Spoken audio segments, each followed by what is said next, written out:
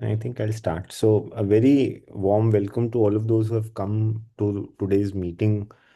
Urticaria is amongst the most common allergic disorders that you would see in your practice. And today we'll be discussing more on the chronic urticaria aspect of it. Uh, as we start again after some Diwali holidays and a few lectures, I think the last month had all great talks on different aspects of allergy. And we hope the next month has again a lot of good talks that give you a lot of information regarding allergic disorders.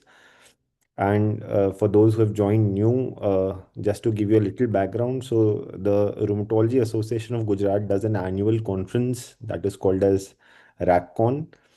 And this year, the RACCon is being done in form of an immunoallergy conclave.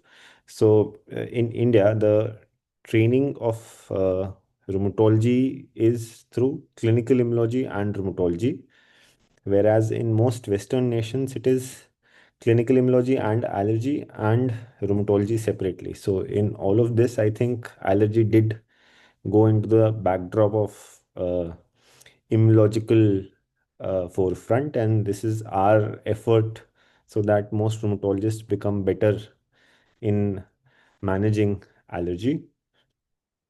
We might not become the sole custodians of allergy, but at least in those complicated cases where an immunological opinion is needed, we might be handy.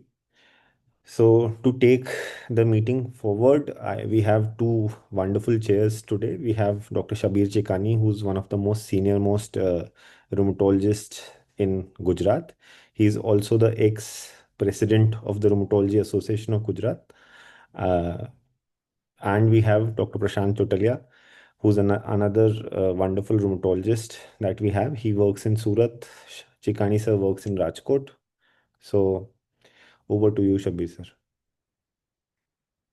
Yeah, good evening to all of you. I welcome you all on behalf of Rheumatology Association Gujarat for this continuing series on immunoallergy. And as Kunal has said, urticaria is very common in our clinical practice. We don't give much thought to it, but it is extended arm of our immunology. And from a patient's perspective, it compromises the quality of life very significantly. So today we are going to listen about chronic urticaria, and we have. It is my pleasure to introduce Professor Frank Siebenhaar, who is a dermatologist and allergist. He is an associate professor at Department of Dermatology and Immunology uh, in Charité Universität Medicine Berlin, which is said to be the aims of allergy in Germany. And he also heads the preclinical development at Fraunhofer Institute for Translational Medicine and Pharmacology. Professor Siebenhaar has studied mast cell biology and pathophysiology of the mast cell associated diseases throughout his life. And he runs an outpatient clinic for mast cell associated disease at his institute. And he is on to many of the European networks. He is a managing director of Urticaria Network. He is a president elect of German Dermatology Association. So I welcome Professor Siebenhaar and invite him to deliver his talk. You can start, I think. Okay, good then. Dear ladies and gentlemen, thank you for participating in this lecture. It's my great pleasure to talk to you on the itch unveiled decoding urticaria. My name is Frank Siebenhaar. I'm working at the Charité Institute of Allergology in Berlin. We have a huge urticaria outpatient clinic here. I also have some disclosures because we collaborate with many companies that help us developing new treatment options and making lives better for patients with urticaria, but the content of the talk is not influenced by any company content.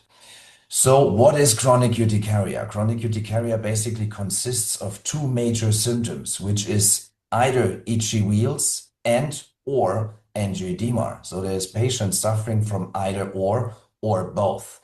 And this can have many different pictures, and you can see that patients that suffer from CSU are really bordered by the disease. They are covered by itchy wheals. They have, unforeseen swelling of their face. So it's really a tremendous disease which interferes with sleep, which interferes with a normal life activity. Patients cannot work, patients cannot concentrate. So it is really a bothersome disease for patients affected by urticaria. And all this comes, of course, with side phenomena. Patients suffering from chronic urticaria have a high level of anxiety, depression, and of course, their quality of life is severely impaired. So the burden of chronic spontaneous urticaria and the global burden even is very high. There's high costs of missing working days. There's high costs of treatment. There's a lot of impacts that patients suffer from in their daily life. So as a consequence for us as physicians to treat urticaria, there's two major goals. We want to have the symptoms completely controlled, and we need to treat the disease until it's gone. This is the two major aims also phrased in the international guideline. What means treat the disease until it's gone? Urticaria is not a lifelong disease. In some patients, it only lasts for months, but in others, it will last for years or even decades. There is a high rate of spontaneous remission. So far, we have not yet treatments available that have a disease-modifying effect, but we are already very efficient to control symptoms. So basically, control the symptoms in a way that there's no wheals, no itch, no angioedema to bring patients to a normal life. And this is so important because, as said before, patients suffering from chronic urticaria have a very high burden and a very high impairment of their quality of life. As you can see here, if you compare patients that have urticaria to patients that do not, only patients that do not have urticaria have a normal quality of life. As soon as you're affected by urticaria, your quality of life is impaired. And this also has consequences because there is studies from huge US databases. You may come across the TriNetX analysis network. And in this database, you can look for patients with CSU and compare them to controls. And this is a high number of patients, is hundreds of thousands of patients. And if you match CSU patients to matched controls, you see they have even a higher risk of mortality. And where is this high risk of mortality come from? You see it's specifically high in the early phases of disease, but it stays high over the course of the disease. And if you look to the causes of death in patients with chronic spontaneous urticaria, you see that suicide intentions or suicide attempts are among the highest ranging in patients with chronic urticaria. This again shows the high disease burden of patients with urticaria and the high need to give a good treatment to these patients. Let's see if treatment helps. We have different treatment modalities. You know that even in the algorithm, how we should treat chronic urticaria, I show that in a minute. The use of second generation antihistamine is line one, and increasing doses of antihistamines is the second line treatment. And you see that if we do this, well, the mortality is decreased, not so much with antihistamines, but quite well if we use omalizumab, which is the third-line treatment, recommended treatment options for patients with chronic spontaneous urticaria. We do not so well with other drugs. We do not so well with cyclosporin A, which is also still in the algorithm because there is at least experience there that cyclosporin A is also effective, but it's not as effective. And same with oral steroids. We can use them, but we should only use them short term. We should only use them to cope with acute attacks. It's not a good treatment option for long term, all the side effects that coming together with long-term corticosteroid treatment, and also cyclosporin A is a treatment that could be effective for a short term, but we also know the side effects that come with the longer-term cyclosporin A treatment.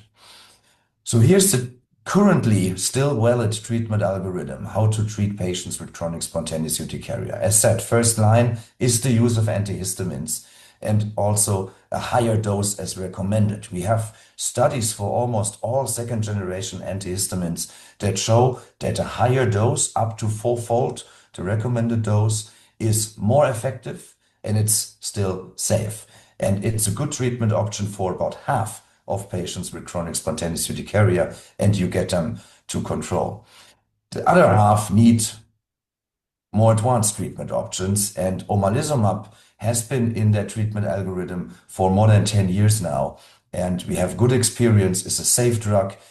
It's a costly drug, but it's a very effective drug for those patients that do not sufficiently respond to second generation antihistamines alone. But let's really look into the data we have available, how well this in real life works. So if you use the UCT, the Urticaria Control Test, which is an easy measure to look whether or not a patient is under good control. It's a questionnaire which has only 4 questions. There's a score ranking from 0 to 16. And whenever you have 12 points or more in the UCT, it means your disease is well controlled, or if you have 16 points, is even complete controlled. Everything below 12 points is not well controlled and means patients is for subject of more advanced treatment options. So if you look on the percentage of patients under treatment, you see that unluckily 84% are inadequately controlled, regardless of their therapy. This is a patient survey, and 84% of patients answer that their disease is not controlled. Only 12% is controlled, only 4% is complete controlled. And also when patients switch their therapy from a normal dose of antihistamines to a higher dose of antihistamines, you see that this rate is going down. The rate of uncontrolled patients is going down. The rate of better controlled or completely controlled patients is going higher. So updosing the antihistamine is a good thing to do, but still, as said, you will only get about half, a little less than half of patients well controlled. And if you look and ask patients on their improvement, you see 25% are completely controlled under antihistamines. 86% are partly improved, not completely controlled, and 7% have no response to antihistamines at all. So definitely something we need to work on. And remember the UCT, because the UCT is basically a good tool to decide whether or not to change treatment. So again, here's the UCT. You already learned that less than 12 points means uncontrolled. So it means this is an indicator for stepping up therapy. And 12 to 15 means, okay, well controlled, continue treatment, don't stop. And if it's complete controlled, 16 points, no symptoms at all, no itch, no wheal for a longer period of time, this may be a sign of spontaneous remission of the disease. So in complete control patients, we may even consider stepping down, checking whether treatment is still needed. So there's another tool you maybe came across, which is the UAS7, which is the Urticaria Activity Score. And 7 means it's an assessment over 7 days a week.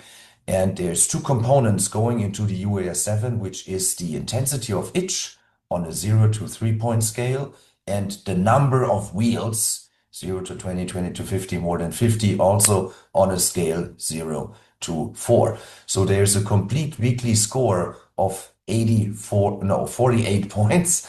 And we know that 6 is about the range where perceivable symptoms start. So a UAS7 below 6 can be considered well controlled. The UAS7 of 0 means completely controlled. And there's been studies, or these tools has been used in most of the clinical trials. So also in the clinical trials that led to the registration of omalizumab for the treatment of chronic spontaneous urticaria. And there's 3 studies. There was Asteria 1 and 2 and Glacial, the confirmatory study. And you see what's the percentage of patients that got under good or complete control under treatment of omalizumab. And you see this is a much higher rate. And consider this is all patients that were not sufficiently controlled by antihistamines alone. If you add omalizumab to them, then 58% or about 50% of these patients, a bit more, get good control of their disease by treatment with omalizumab. Complete control, a bit less, 30 to 40%. Complete control with omalizumab. Meaning, omalizumab is a good drug. Is a good drug to bring people to complete control. It's working very well in some patients, but it's not working well in all. And there's a bit deeper analysis if you in these studies that looked in patients that responded to omalizumab and in week 24, so this is 6 months treatment, and then you observe another phenomenon. You observe that there's patients that respond very quickly, basically after their first injection. So omalizumab is a subcutaneous injection, is given every 4 weeks, and there is a proportion of patients that basically respond immediately after their first dose of omalizumab. There's others in which it takes longer for them to respond.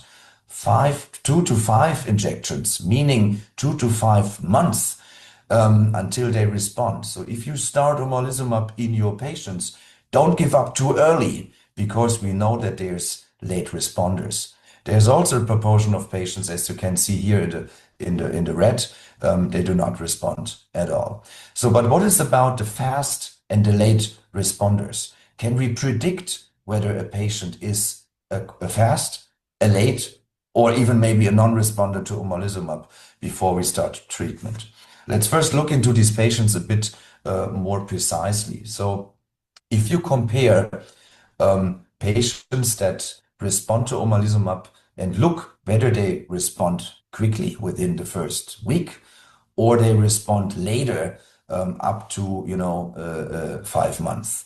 And you look into their phenotypes, for example, whether there is signs for autoimmunity, how we can check for autoimmunity. For example, we can use the basophil activation test. So basophil activation test means you take basophils of a donor, you take the serum of a patient, you put it to the donor basophils.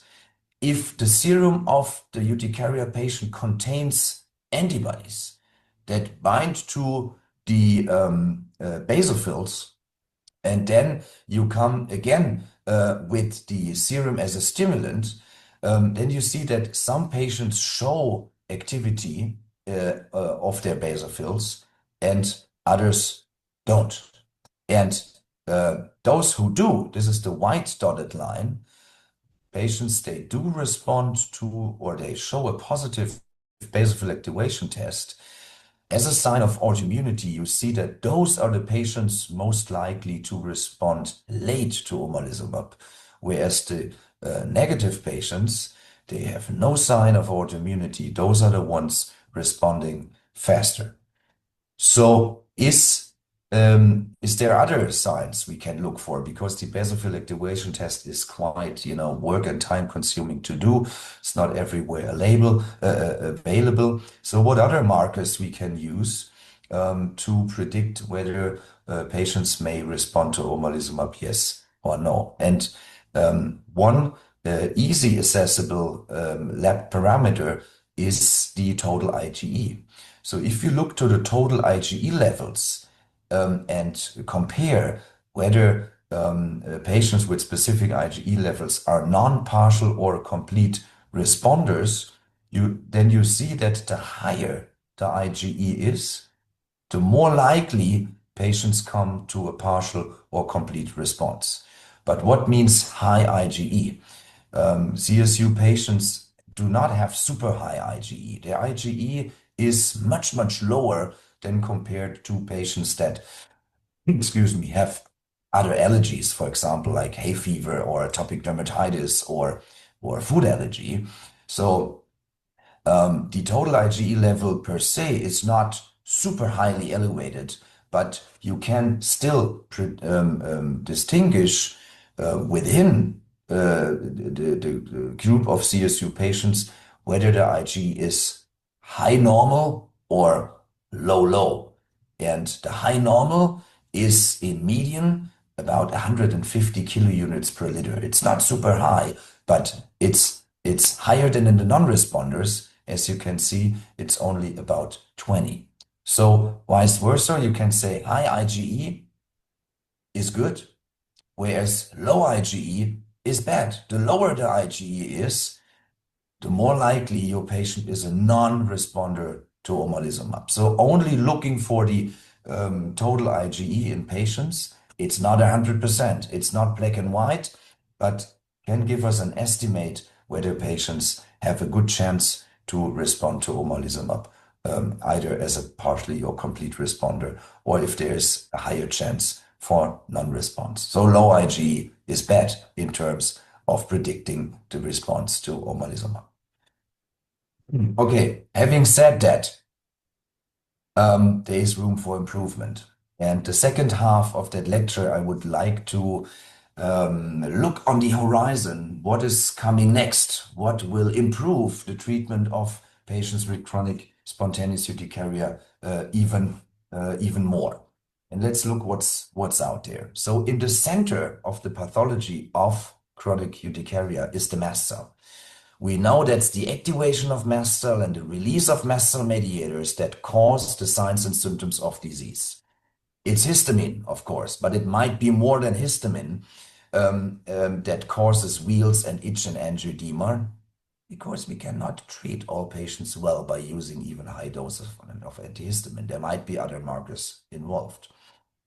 There's IgE definitely involved in the activation of mast cells. We know because many patients respond to anti-IgE treatment, but not all. So what else? There's other receptors, so other ways of activating mast cells that have been studied in the past. For example, the complement 5 receptor or the X2 receptor or the KIT receptor. There's also receptors on mast cells that may even help us in treating patients, the so-called inhibitory receptors, which we know if those get activated, we can inhibit mast cell activation. So there's a lot of structures on the surface of mast cells that may help us in improving treatment options for patients with chronic spontaneous urticaria. So what were our strategies so far? What's the landscape? Yes, number one, we do already. We are blocking mast cell mediators. We are blocking histamine. We may learn to block even more beyond histamine, but so far we have no drugs available able to do this. We block activation pathways by using anti-IgE and blocking the IgE Fc epsilon mediated activation pathway.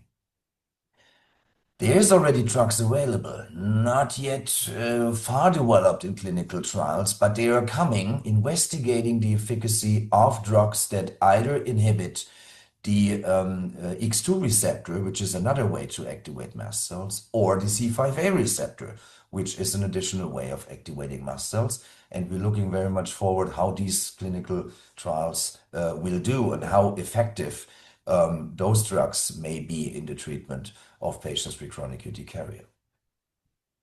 We go one step further. We go even now inside the cell, because we also know that inside the cell, the mast cell, there is signal transduction molecules that are needed to translate the signal that comes from the outside to the mediator release on the downside. And one very important molecule is BTK, the protons tyrosine kinase. We know that at least the signaling coming from the IgE receptor, but potentially also from other receptors, need BTK as a switch to translate the activating signal to the response of mast cells to release their mediators. So blocking BTK action may also interfere with mast cell activation. This is much more elegant than, trying to block the mediators that come out of the mast cell. More elegant to, don't let the mast cell degranulate and don't let them release histamine or even also potentially other mediators that might be involved.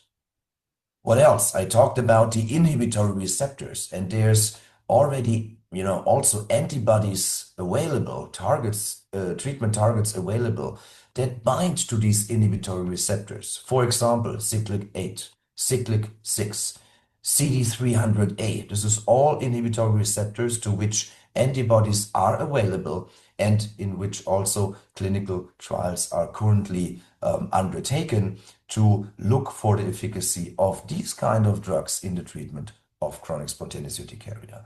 And last but not least, the most advanced treatment strategy we might apply to patients with chronic spontaneous urticaria is mast cell depletion. Getting rid of mast cells, kill the mast cells, because we know that urticaria is a mast cell dependent disease. Without mast cells, no mast cell activation, no mast cell activation symptoms, no wheals, no itch, no angioedema. And there's also an antibody which became recently available. It's named barzolvolimab, that binds to the KIT receptor. I'm explaining a bit more in detail on the next slides how this antibody works and how it leads to mast cell depletion, mast cell killing, basically. But let's look what is already out there. A drug which is not on that slide, but a drug you may be very well aware of, is dupilumab, the antibody that blocks the alpha chain of the IL-4 receptor and thereby the action of IL-4 and IL-13 on the receptor. And why is this so interesting in chronic spontaneous urticaria? Well, because IL-4 and IL-13 are also involved in the switch that leads to IgE production. And IgE is important in urticaria, at least in some patients. Many patients have autoreactive IgE. They are allergic to themselves. They have IgE antibodies directed to self-antigens. And we don't know yet exactly how people start producing autoreactive IgEs that relate or result in the longer run in the development of chronic urticaria. But we assume that the IL-4 and IL-13 pathway are involved in the production of these antibodies. So it's a good idea to giving a drug that is blocking these pathways to patients with chronic spontaneous urticaria, at least for those that have an IgE-dependent mechanism. And there has been a study which tested for this, and the study was successful. So if you treat chronic urticaria patients with dupilumab, they respond. They do respond in two different arms of their clinical trial.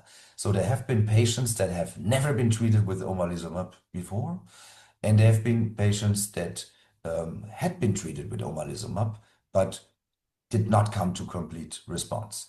And you see that in both groups, the dupilumab works. So it's a good alternative for patients that, may not respond to omalizumab because their profile makes them a potential non-responder, or they didn't respond to omalizumab and we need an alternative drug. So dupilumab in the US and in Europe has just become available as an additional treatment option for patients with chronic spontaneous urticaria. Now looking deeper into the Bruton's tyrosine kinase. I told you already it's a very important target when it comes also to the IgE-mediated pathway of mast cell activation. And now one more, because BTK is not only active in mast cells, it's also active in B cells. And here again, we have the bridge to the production of autoreactive IgE antibodies, which we find in many chronic spontaneous urticaria patients. So also inhibiting the B cell compartment may, we don't know yet, but may also not only interfere in inhibiting mast cell activation, may also interfere with the possibility of producing the pathogenic autoreactive IgE antibodies as a culprit of the development of the disease. There's different BTK inhibitors available. They are not only used in urticaria. There is many diseases in which BTK might be involved, specifically to the role of BTK in B cells. So one indication is to treat autoimmune diseases. And remember, there's also an autoimmune component in chronic spontaneous urticaria. And there's different generations of BTK inhibitors, and the one which has been most far developed and which is close to become also available and registered for the treatment of chronic spontaneous urticaria is remibrutinib. And you see that remibrutinib, among other BTK inhibitors, is one of the most selective and therefore one of drug which has least side effects, because it's kind of specific to really the BTK kinase and has very little off-target effects on other kinases which we don't want to be blocked. So here again, the mode of mechanism as we believe it works in patients with chronic spontaneous urticaria. So first, BTK is important in the mast cell, and it's important in mediating the activation pathways coming from IgE, but also from potentially other actions of activation. And inhibiting BTK in mast cell will inhibit mast cell activation. No mediator is coming out. Besides of that, BTK is also active in B cells and also active in basophils, which may be also involved in some patients with chronic spontaneous urticaria.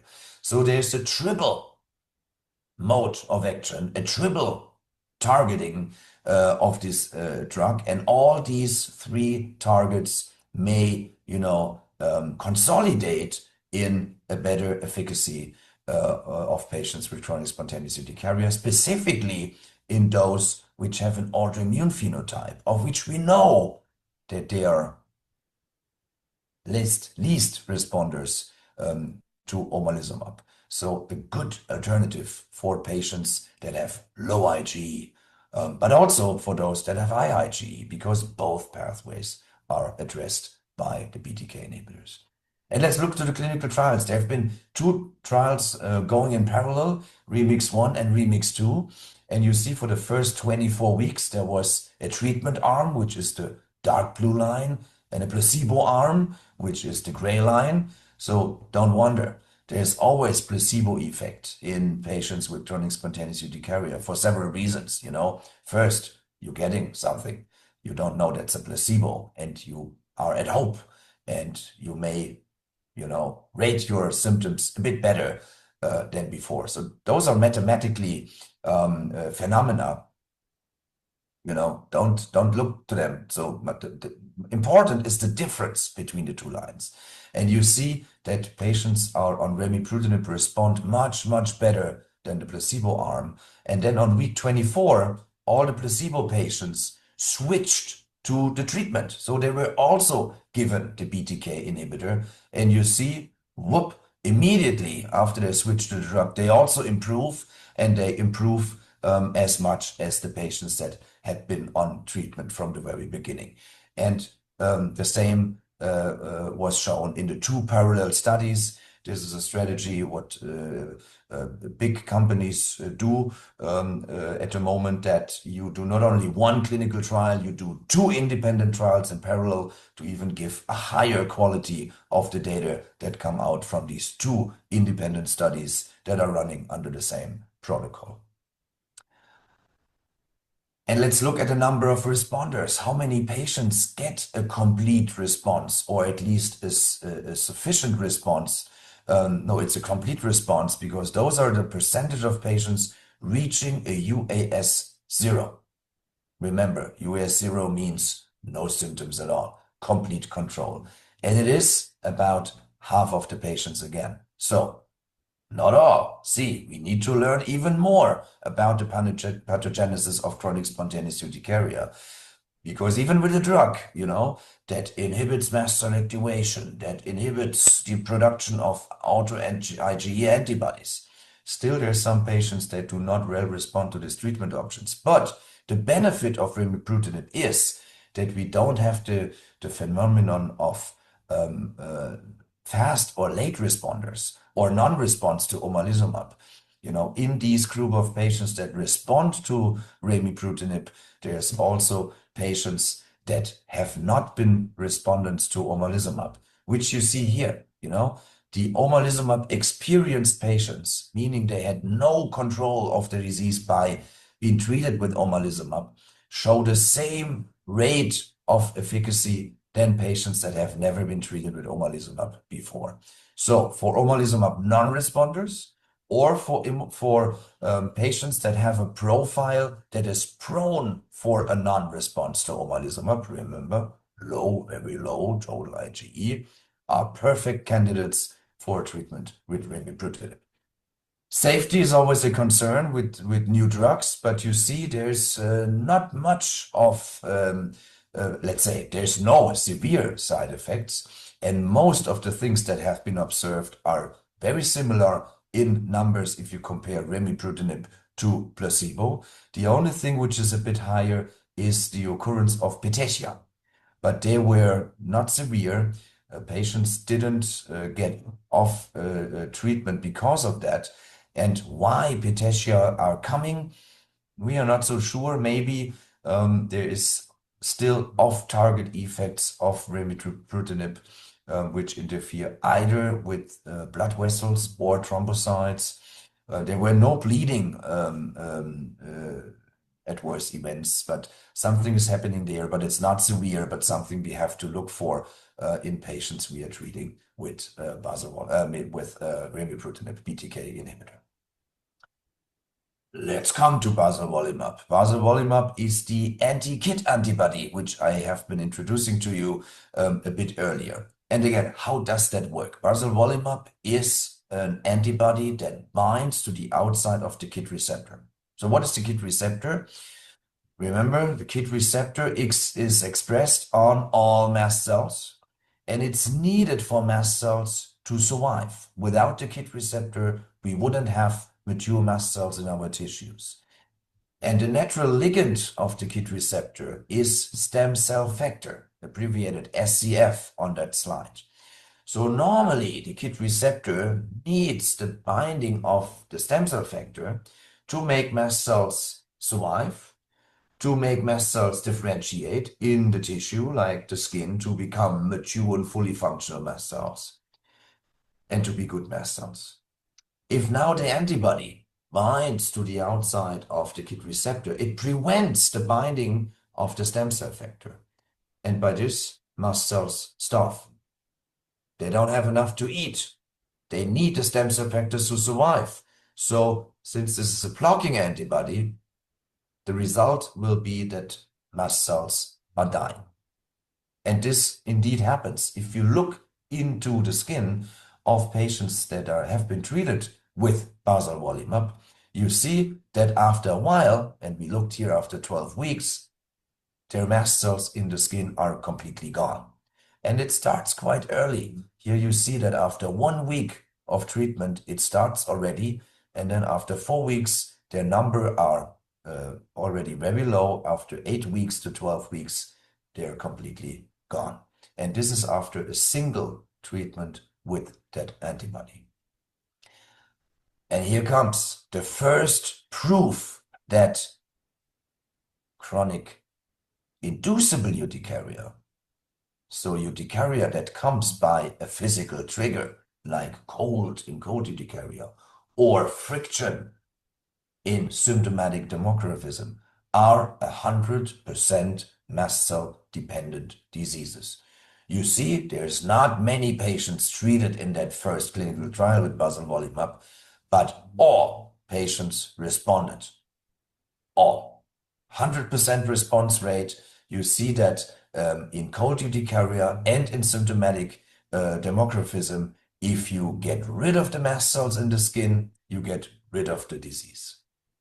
Does it also work in chronic spontaneous urticaria? Yes, it does. But here you see there's a bit more about chronic spontaneous urticaria than chronic inducible urticaria, because here we do again see a very nice response across all endotypes and subtypes of chronic spontaneous urticaria, but not complete response in all patients, but a good response in many patients. And this is preliminary data of the phase 2 study, which is still ongoing. But you see that there's a tremendous reduction in the UAS7 from, 30 on mean. Remember, 48 is the maximum score. So severely affected patients, and they go down and go down and go down to 5 to 6. And remember, 5 to 6 means well controlled, not complete controlled, but well controlled. And some of these patients were, of course, also complete controlled, because this is the mean of all patients treated. So, and here comes, because we have new treatment options that have been proven efficacy in clinical trials in the US and in Europe, and I hope in India soon, new treatment options for the treatment of patients with chronic spontaneous urticaria already became available, registered and licensed. And this is how the new treatment algorithm of the international guideline for chronic urticaria may look like in future. So the most experience we still have with omalizumab. So if the profile of the patient is prone to respond to omalizumab, use omalizumab, because this is what we know, this is what we have been used in the treatment of chronic urticaria patients for a long time, more than a decade. Dupilumab is a good alternative, specifically for patients that have comorbidities. Imagine you have a patient that has not only chronic spontaneous urticaria, but also, for example, atopic dermatitis, chronic itch due to other reasons, nasal polyps, asthma, all the other comorbidities for which dupilumab has been shown to be effective for. Maybe the better option, starting with dupilumab than starting with omalizumab. And as a third option, remibrutinib will become available. And remibrutinib, so far we know, for now, will work across all the endotypes of CSU, will specifically also work in patients that have a more autoimmune-prone phenotype, in which we believe that omalizumab or maybe even dupilumab drugs that specifically go for the IgE activation pathway or the steps before may have a lower efficacy for those patients. Remibrutinib is then a good alternative, or even something we can start with. So with this, I'm in the end, and I sent you warm greetings from our team in Berlin, and I'm very interested in see if there's questions to the talk. Yeah, Thank you. thank you so much, Frank. And it was a wonderful talk. A lot of good things that are coming in the world of chronic spontaneous urticaria, and a lot of hopes possibly that might come in future. So I have a few set of questions that I think would be apt for the audience that we have had.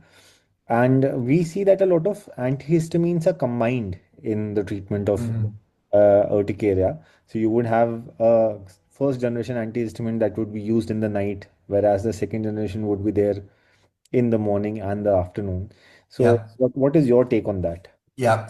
So this is a principle that has been used a lot in the past.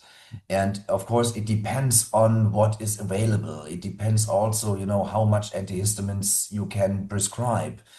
Let's say from an ideal perspective, we know that increasing the dose of one antihistamine to fourfold is more effective than combining two different ones.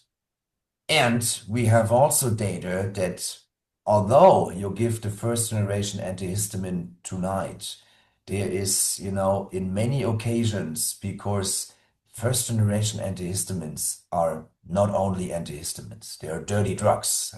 They have, other targets. They interfere with the cholinergic pathways. They interfere with the serotonin pathways. So there has been studies showing that your sleep on a first generation antihistamine is not a good sleep.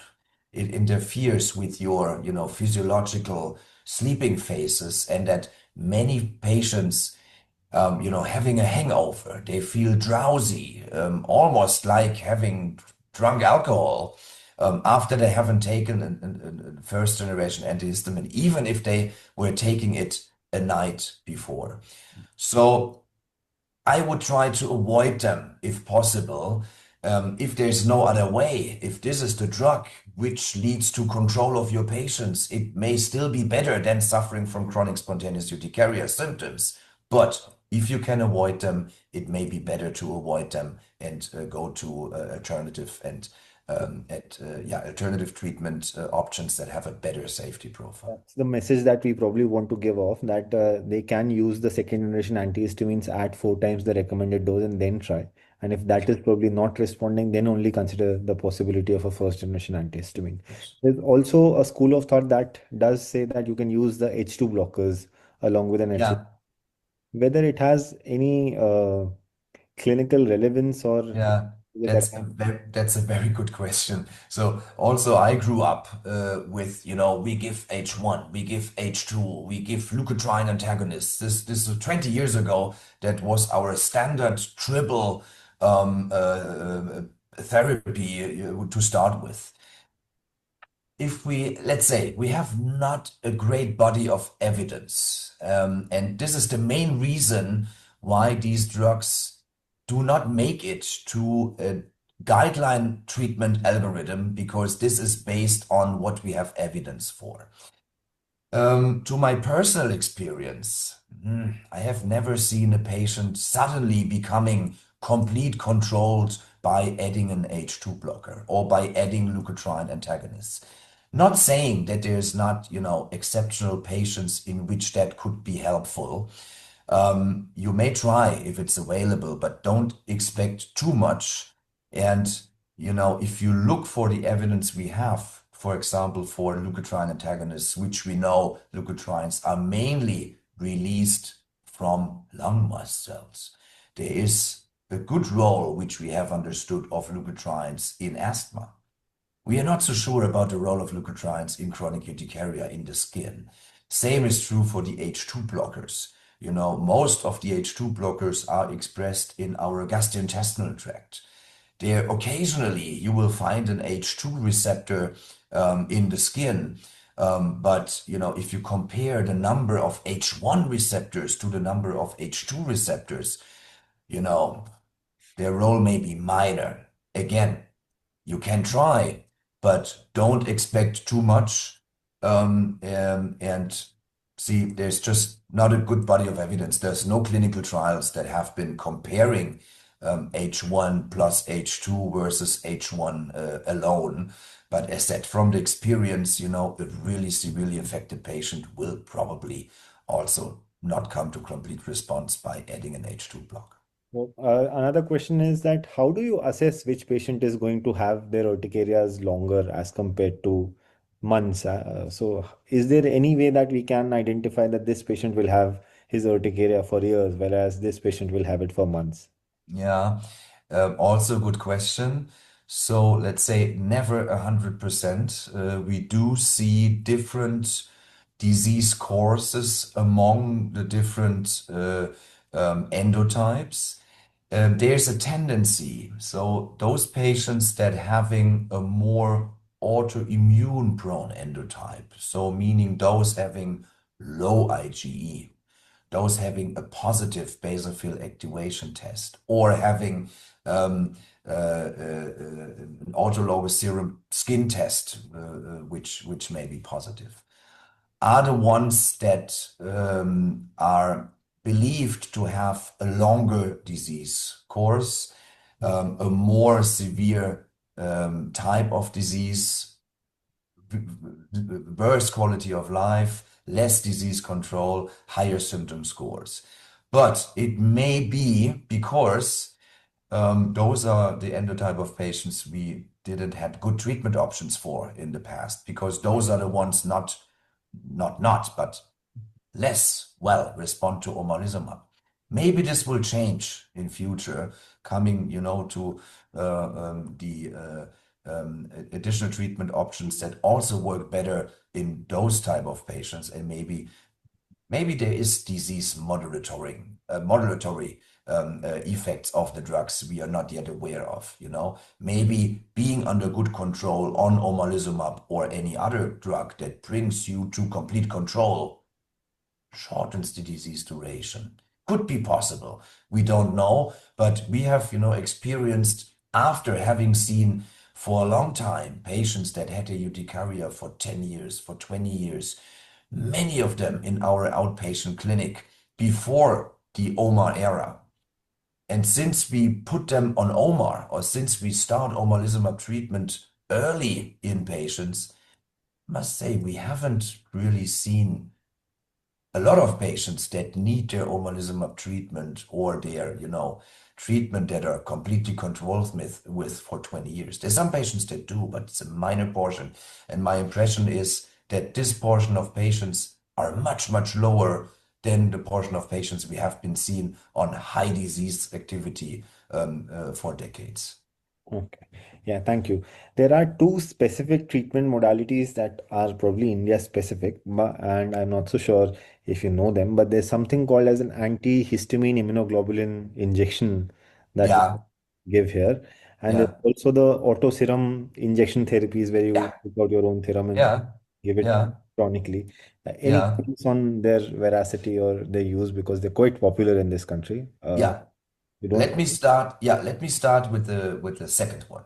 So we also used autologous serum injections. Why we did? Because, many patients with chronic urticaria have a positive ASSD, a positive autologous serum skin test. What does that mean? It means there's something in the serum of the patient. If you inject intracutaneously in the skin and the result is a wheal, it obviously activates your mast cells. And the idea ever was that it might be not autoreactive IgE antibodies, but also a sign of the autoimmune phenotype of urticaria, meaning there could, and this we know, there's patients that having IgG antibodies directed against the IgE receptor or the IgE.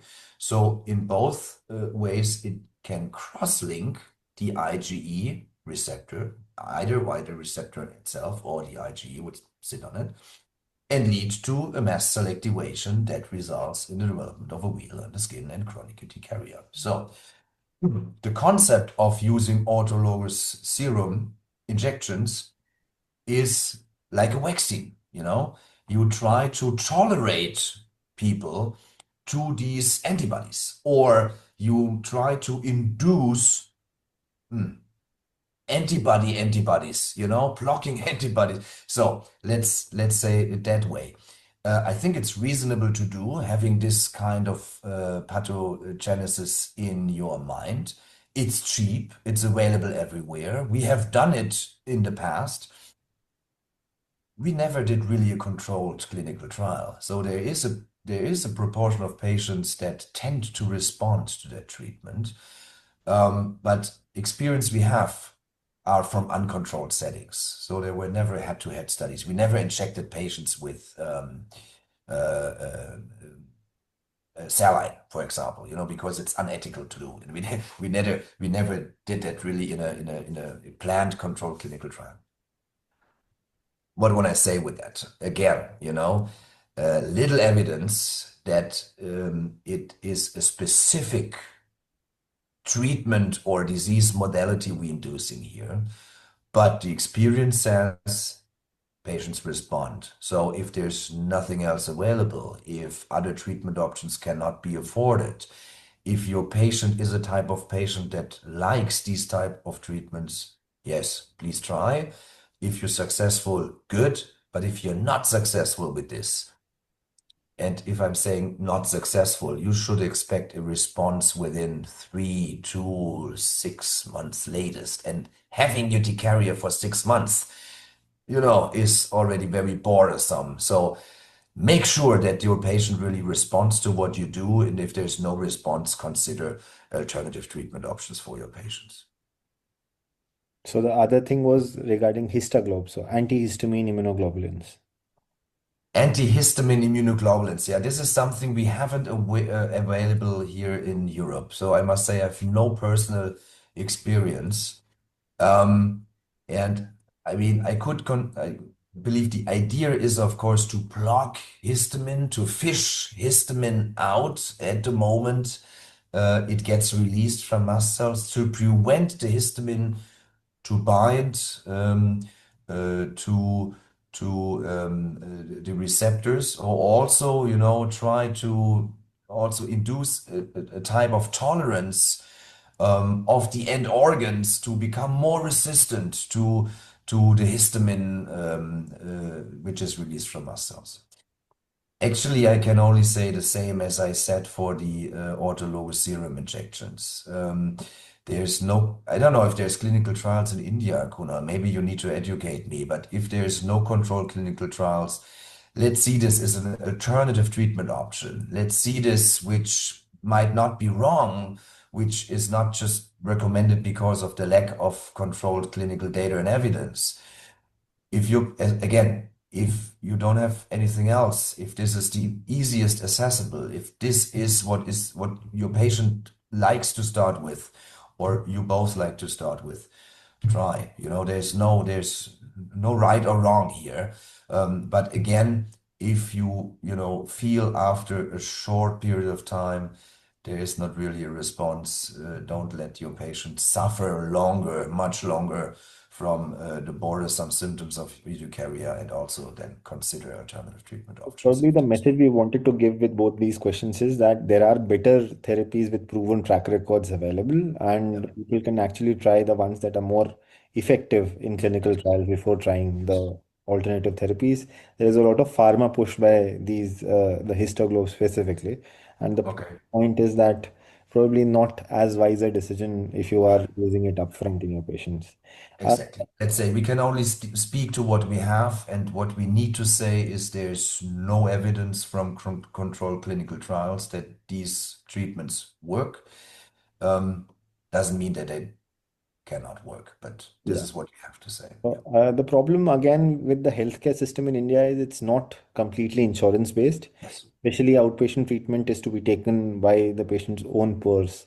Yes. And omalizumab is quite costly for us. Yes. Dupilumab is currently not available, and Yes. neither is remibrutinib. So what we Yeah. have are CNIs. So your experience, can we use tacrolimus or cyclosporin as a second line agent if they're not responding? Yeah, yeah. So the idea is not bad. I must say, probably physicians in India have much more experience on using these drugs in chronic urticaria patients than we do in Europe or in the US or elsewhere, where is better coverage for patients. This is true. We more easily can use the also costly drugs.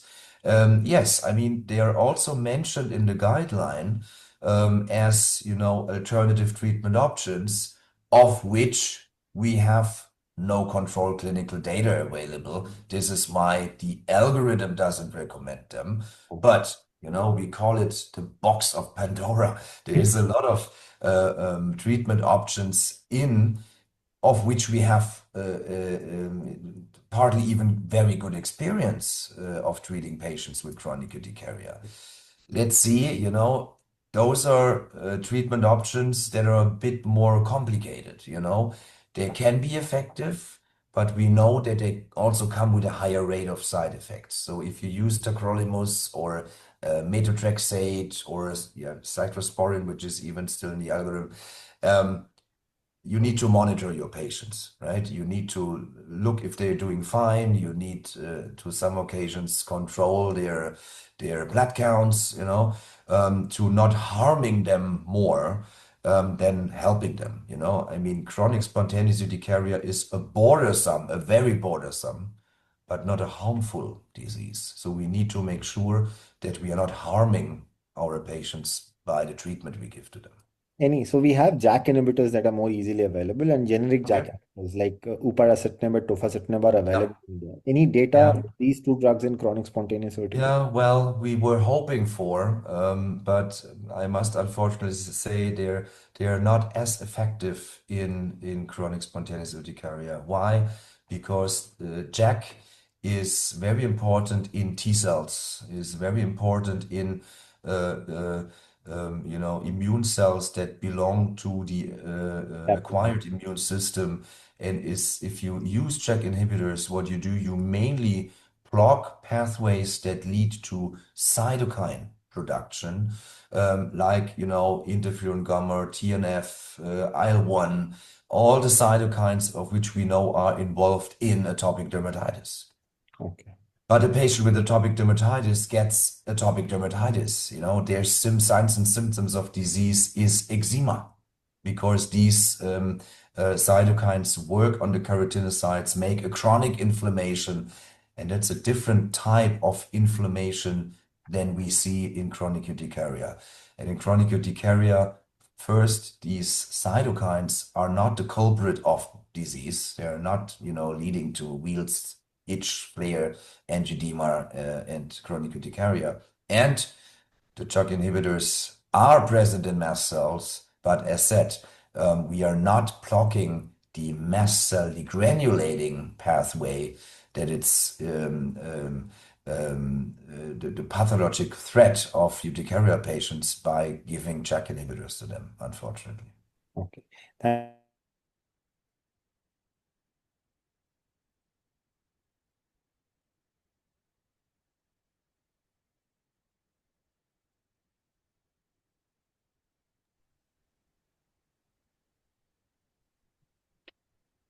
So I think, Kunal, time is up. Yeah. So the time is up. We have a few questions that are there. So this was a recorded session. Frank could not be there in person online for the Q&As. We'll send him all these questions that you have asked through a mail.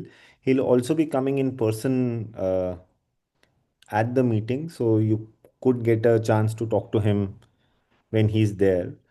Uh, I can answer a few set of questions. I think I have mentioned there are a lot of questions regarding the autoimmune urticaria. So, in terms of classifying autoimmune urticaria, the type 2B kind, we still don't have the perfect test. Probably, if we get the basophil activation tests here, you might get an idea. If someone is anti-TPO positive, if they have low levels of IgE, you can call them more likely to be autoimmune as compared to the autoreactive IgEs variety.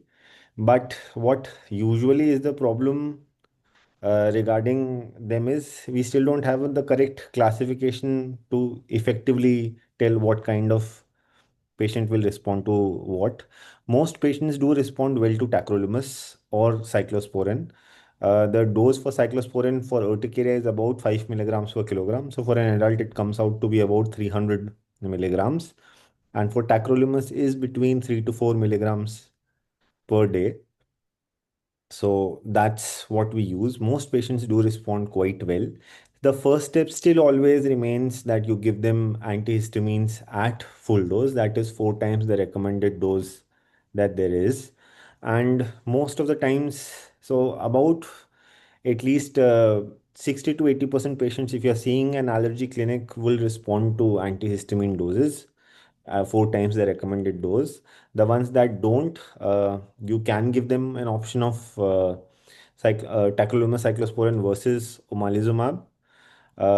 Both, I think, in terms of the Indian experience, do work quite effectively well. Both tacrolimus and cyclosporin are much cost effective also as compared to omalizumab. So the cost of omalizumab, if you go by MRP, so the omalizumab dose is about 300 milligrams that is to be given every 4 weekly initially. And based on response, if you're getting a response, you can continue it. If you're not getting a response, it has been recommended that you can increase the dose up to 600 milligrams every 2 weekly. So there was again a question that if someone is not responding to 300 milligrams monthly, do you increase the dose? So in the patients that in my personal experience I have increased, it does not make that great a difference. About 5% patients who are not responding to the 300 milligram dose do respond on increasing the dose. But if they've had very bad response, if their urticaria control tests haven't changed at all after starting, if there's a partial response, they do respond with increasing the dose to 600 milligrams every 4 weeks or 300 milligrams every 2 week, and then progressively increasing. But if it has been very poor, the response, they very rarely respond. That is possibly the indication that you probably need to put them on CNIs, either tacrolimus or cyclosporin. In the condition that whether you can combine cyclosporin, tacrolimus, or along with omalizumab, well, all kinds of permutations and combinations, they haven't been studied. So in terms of the international data, the data regarding both CNIs, as Frank also mentioned, is there's no controlled clinical trial to prove whether it is effective. Indians use a lot of cyclosporin tacrolimus as compared to the Europeans or the Americans. They have much easy free access to omalizumab. So omalizumab is something that they frequently use as first line. And now they have both dupilumab and remibrutinib that are FDA approved. So their choice of a CNI comes quite late in choosing. So also urticaria is not a classical allergic disorder. So you would very rarely order a skin prick test. Usually you don't ask them to avoid any specific food. It is again like arthritis. What causes arthritis? There's no food that you can implicate. Same way, urticaria is not food dependent. I think there is, when can we think of tapering omalizumab? So if you, so what the guidelines say, that is again individual practices. In India, again, you have to choose the economics of the patients also. But the guidelines say if you have about 6 to 8 weeks of good urticaria control, that is your urticaria, the score becomes low. For about 6 weeks, you can consider progressively reducing the omalizumab dose. What a lot of clinicians practices, what the same we do in rheumatology practice. If there is good control for a certain period of time, you start increasing the duration and then seeing how the patient is doing. There's no particularly right answer to it, but I'll mail this question again to Frank and we might have a better answer. Which type of urticaria is more common in lupus, autoallergic or autoimmune? Any preference for a particular treatment? So we would presume that lupus would have again autoantibodies against the mast cells. So the autoimmune varieties might be more common, but as you might know, urticaria is much more common than lupus, and they can have coexistence of both the autoallergic urticaria phenotype and lupus in the same patient. The lifetime proportion of urticaria in a person is almost 20%. So 1 in 5 people will have urticaria in their lifetime. The same will apply to lupus patients also. So 1 in 5 lupus patients might also get urticaria that might be autoallergic in their lifetime. So might be a coexistent disease like blood pressure, diabetes, or hypertension, or might be due to lupus itself. So again, a difficult question to answer. I think we are overboard by about 5 minutes, so we'll end here. Uh, Thank you for attending the meeting. You'll get the recordings soon that would be uploaded. Shall I end the meeting, sir? Yeah, please. So thank you all the attendees for showing the interest, joining every time, and encouraging us at Rheumatology Association Gujarat and Kunal. Keep it up. Thank you so much. Thank you. Good night.